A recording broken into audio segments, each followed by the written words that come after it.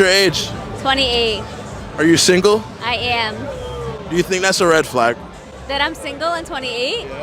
Honestly, yes and no. Why is it? Let's start there. Because, like, the reason is why.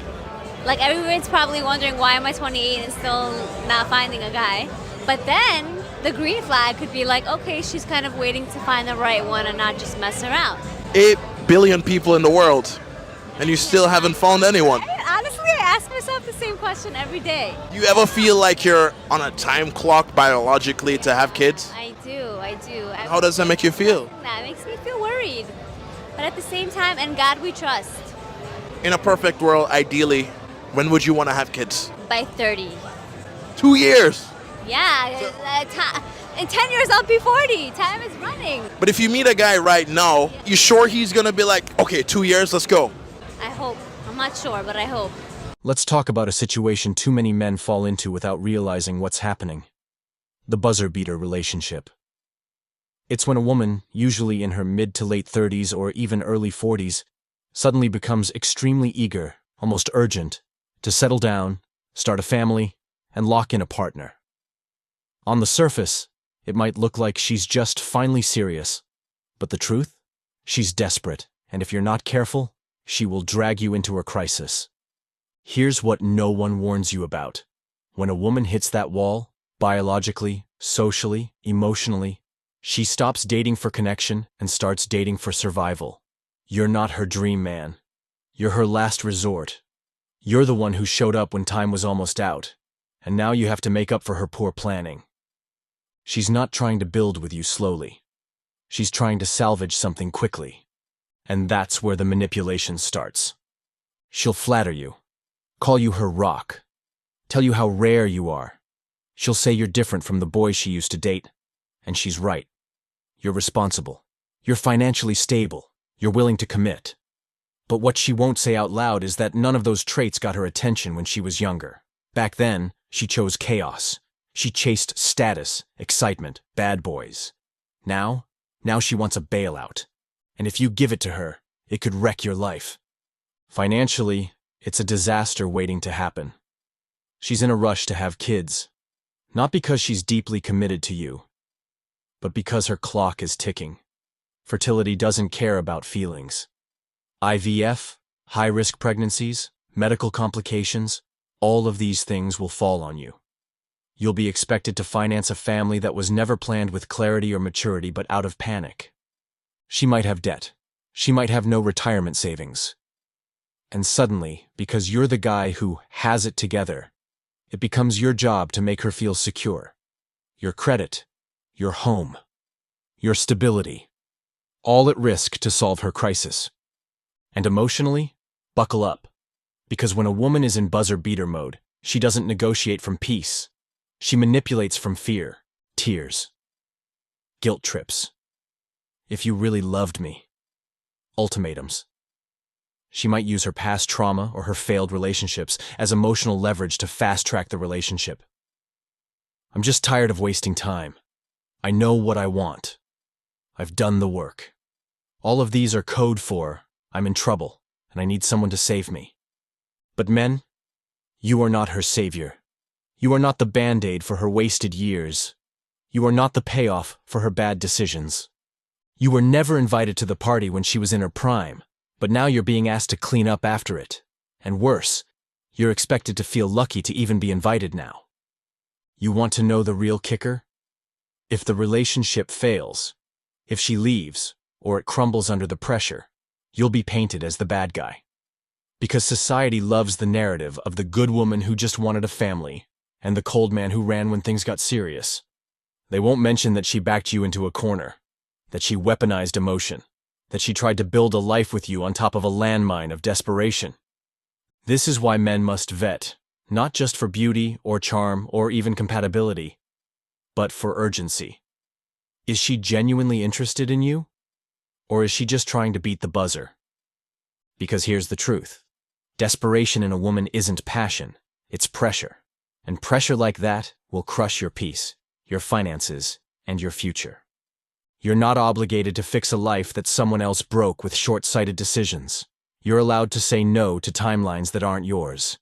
You're allowed to walk away from women who see you as a solution, not a soulmate. So if you're a man on the rise, if you've worked hard to become stable, if you've stayed disciplined while others partied, don't let guilt, flattery, or a ticking biological clock drag you into chaos. You didn't wait this long to settle for a buzzer beater. What do men look for, typically, historically? Purity, youth, right? And attractiveness, obviously pretty in shape. And so it's like, you have a guy that can get to like the pinnacle of what women want. Like, you know, tall, muscles, money, whatever. And like those guys don't expect a virgin because like the quality of women has just gone down today. Like the average partner count is like what? I mean, they say like between 5 and 8. You know that after like 5 to 7 partners, your chance of a happy marriage drops to like 20% in 10 years, roughly. Let's talk about the sobering truth that a lot of men discover too late. No matter how much you improve, grind, sacrifice, or level up, the prize at the end of that journey might not be what you think. It's not the untouched, feminine, cooperative woman you imagined. No. In today's sexual marketplace, the woman waiting for you at the finish line is often someone who's already been passed around by men who never invested, who only wanted access, and got it, with little to no effort. The brutal reality? Women are peaking younger and younger in terms of sexual marketplace value. While a man's value is like a stock portfolio that gains with time, effort, and discipline, a woman's value in this context, at least as it's judged biologically and socially, depreciates every year past her peak. And by the time most men reach their prime, mid-30s, early 40s, the women they can finally attract are either emotionally exhausted, mentally scarred, or simply entitled, still expecting top-tier treatment with depreciated assets. And this is the cold slap in the face that red pill-aware men have to deal with. You build, build, build. You sacrifice fun, rest, and even connection to become high value, only to be matched with someone who's carrying psychological and emotional baggage from a decade of bad decisions, trauma from toxic men, entitlement from simps, confusion from feminism, and the expectation that you, the man who delayed gratification, who played the long game, now have to play therapist, emotional sponge, stepfather, and financial backer for someone who already gave her best years and her best body to men who gave the bare minimum. This is what's meant by a low-value market. It's not just about sex. It's about how men are expected to pay full price for something that's already been used, damaged, and devalued. And if you dare say this out loud, society will shame you, call you insecure, misogynistic. Like your standards are unrealistic, when in fact, your standards were shaped by the same system that now wants to punish you for having them. Let's be clear. This is not about virginity or purity in some religious sense. It's about ROI, return on investment. Women have every right to live how they want, but men also have every right to assess risk and avoid liabilities. Emotional volatility, trauma bonding. Walls built so high, even love can't climb them. Many modern women bring those traits into relationships now. Not because they're evil, but because they've been through too much. Too many bodies, too many breakups, too many nights convincing themselves it was empowering. And what does the high-value man get? A woman who's physically checked out, emotionally hardened, and psychologically suspicious of the very man she once claimed to want. You want to talk about fairness? Let's flip it. Imagine a woman finally becoming beautiful, desirable, and confident at 35, after years of being ignored. She gets her dream body, career, lifestyle. And the only men available are 50-year-old divorced alcoholics who cheated on their wives and blew their savings on bad business deals. Would she feel cheated? Would she feel like the universe sold her a lie? Of course. That's what a lot of men feel. But they're told to man up and deal with it. This is the root of male disillusionment in the modern dating world. We told men, work hard, be nice, get money, get fit, be stable. Then, you'll get the girl. What we didn't tell them was, by the time you do all that, the girl won't be the same girl you imagined. She'll have baggage, trauma, mistrust, and a list of experiences she won't talk about. But you'll feel every day in her attitude, her defensiveness, her inability to bond. And worse, She'll think you are the lucky one for even having a chance with her. This is not bitterness. This is not hate. This is market analysis.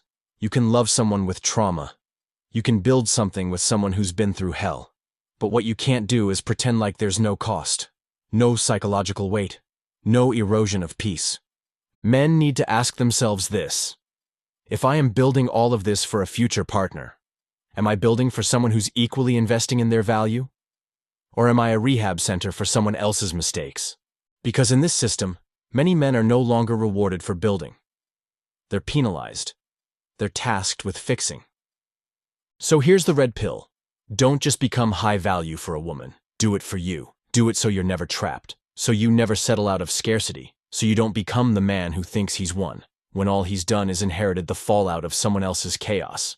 Let that sink in. Romantic prospects have only gotten better as I've gotten older. I have dated my entire 20s. I'm 29 now. I had a couple long-term relationships in there, but for the most part I've dated. When I tell you my romantic prospects at the age of 29 far exceed my romantic prospects at the age of 22, it's insane. I don't know if that's because I'm more confident or I know more of what I want or I present myself in a more authentic way. But the men who approach me, the men who are interested in me, when I say interested, I mean the men who are hunting me down are like men that I didn't even know existed when I was 22. Please do not drink the Kool-Aid that you have to settle because you're getting older. That is a myth. That is a lie. That is a myth and a lie that was created by mediocre men that want to secure women when they're young, naive, and vulnerable. I have men that are 25, men that are 35, men that are 55, that are still just as interested as they were when I was 22. Except these are men who have their life together, who want substance out of a relationship, and men that have things going for themselves. I'm telling you, I'm living proof. When I was 22, the men that I dated were the men who tried to coerce me and pressure me into situations that I wasn't comfortable with. The men that I date at 29 don't even kiss me on the first date. And they go out of their way to court me. They do everything right, especially in like the initial courting process. So do not let them gaslight you into thinking that you need to settle. Quite the opposite. Date in your 20s. Life only gets better in every way. That shit is a lie and it's a myth. Let's break down this entire narrative. Because what you're hearing is not empowerment. It's delusion dressed in affirmation. This idea that romantic prospects get better with age is only true if you define romantic prospects as attention. But attention and intention are not the same thing.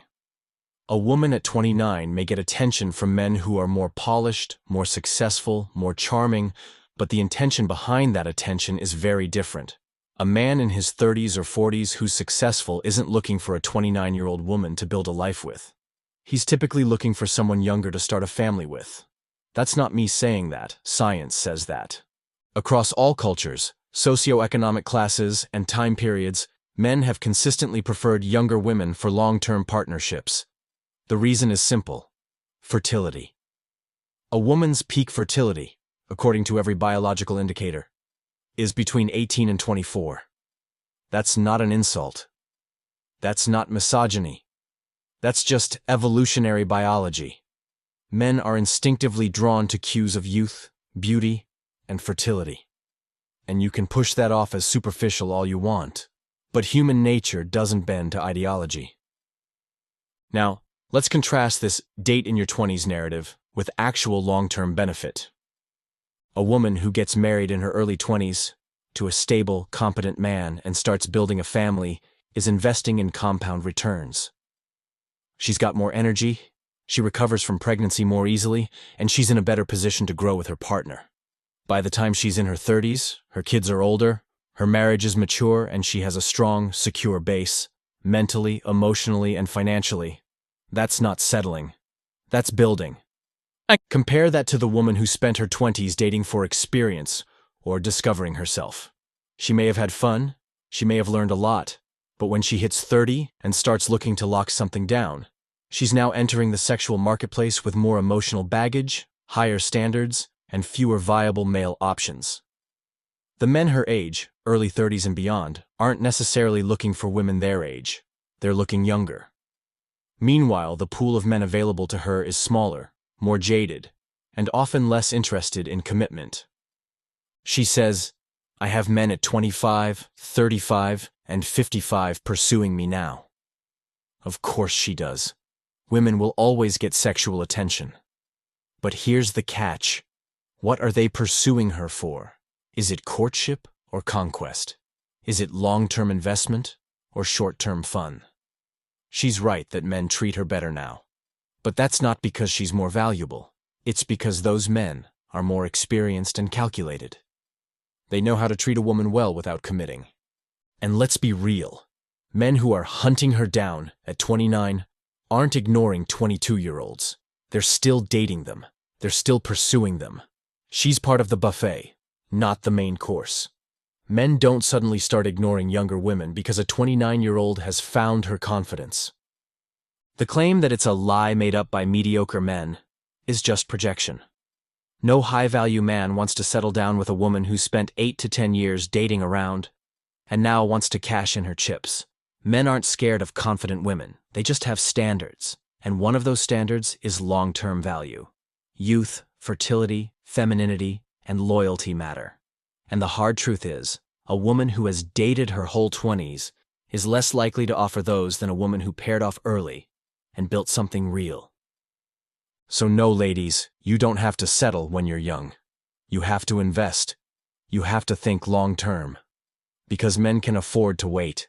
Men can build their value well into their 30s, 40s, even 50s. Women, biologically, cannot. That window is real. That clock is real. Don't get tricked by the illusion of options. Don't mistake DMs and dates for long-term potential.